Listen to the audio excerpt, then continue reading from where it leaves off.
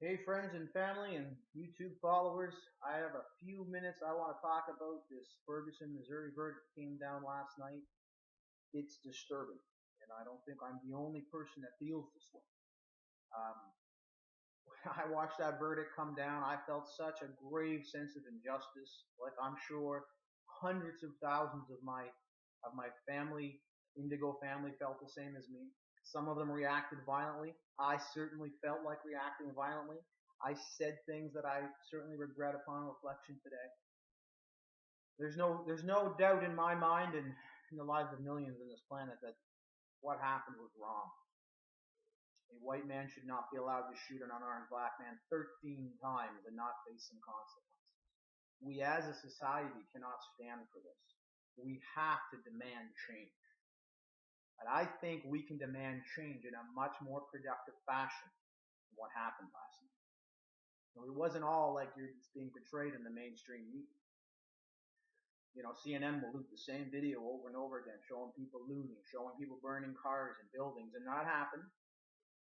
But if you look at the amount of people that were out protesting, and you look at the few bad apples that were doing that, unfortunately, it played out exactly how they wanted it to play out. You have to ask yourself why they waited till 8 o'clock at night to release this verdict when they knew at 2 in the afternoon what the verdict was.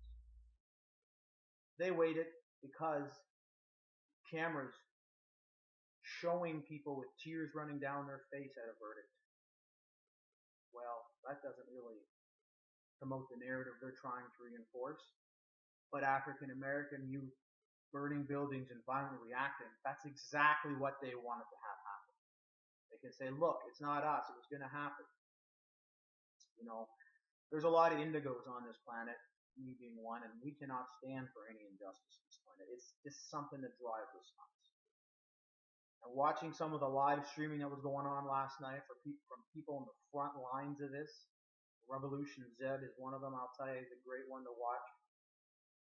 You have young white kids and some African Americans, but predominantly most white kids on a coffee shop balcony, private property, being tear gassed. They're not doing anything wrong. The amount of tear gas that was used last night by the cops was unbelievable. It boggles my mind how far they took it. And yes, there were some bad apples. And I don't advocate violence. I don't promote it, and I think it's wrong. I think we have to demand change, but we can do it in a peaceful manner. It was so encouraging to see people in Oakland and Seattle and Washington, D.C. and New York protesting within hours of this verdict, realizing all over the world this sense of injustice is being felt. We're all upset about it.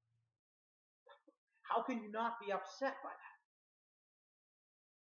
But how do you react in a constructive way that creates the change that is necessary to live in a peaceful society where this stuff does not happen in the future? I think it calls for a gentle strength. Gentle strength is what's required. The hardest thing to do on this planet is to give love in response to hate. And it's demanding that of us. This situation is demanding that we do that. We need to create a groundswell of support for change on this matter. How can you do that?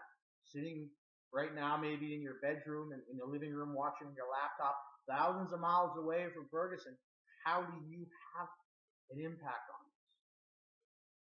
You press click. You share hashtag Ferguson. You share hashtag Black Lives Matter. Show the world what's going on. Make so much noise that change will happen. We are the 99%. They are the 1%. And we have the power. But as long as we react like thugs, that gives them the right to treat us like thugs. And trust me, that's how they would prefer to handle this situation. Tear gas a lot of us and send us home and say, we fixed the problem. What was very encouraging was when I woke up this morning and seeing that protesters marching in circles around the intersections of Ferguson. When the cops came, they just moved to the other side of the street, continue doing it. Cops came over there, they go back to the other side. And that's the way this needs to be done. You can protest. You can shut down a city. without destroying any private or public property, without any violence. It's not necessary. If thousands of people showed up and demanded change without any violence, change would happen. And we have that power to create change. Together we can do this. How? Share. Talk about this. Thanksgiving is coming up in a few more days for our American friends down to the south. When you're sitting around the table eating your turkey or your tofu, talk about this. Get this out there. Let's pull it out of the darkness and bring it into the light. And then change will happen. The hardest thing to do on this planet is to give love in response to hate. I know about that. I'm sure you do too. But that's why we're here, to learn how to do that and then to do it. I don't always succeed. Hey, I'm perfect. Last night I said some things. I wrote some posts that I regret today after some reflection and some thought. That wasn't the proper way to react. Was I violent? No. Did I say things that I regret today? Yeah. Today's a new day. And realizing that I'm a God and so are you. And together, using our God powers, by focusing on the positive, by focusing on the change that's going to occur, we can change the narrative. We can change the collective, and society will shift. It already is. So I wish you love. I wish you health. I wish you happiness. Please send your prayers, your love, and your energy to Ferguson. And if you feel like protesting, my goodness, do it. Get some friends and go protest in your town. Don't be violent. But say your piece. That's what we're here to do as individuals. We're here to change the place. We're going to do it. We are doing it. Namaste, my friends. Have a great one. Talk to you later now. And hey, subscribe. Appreciate it.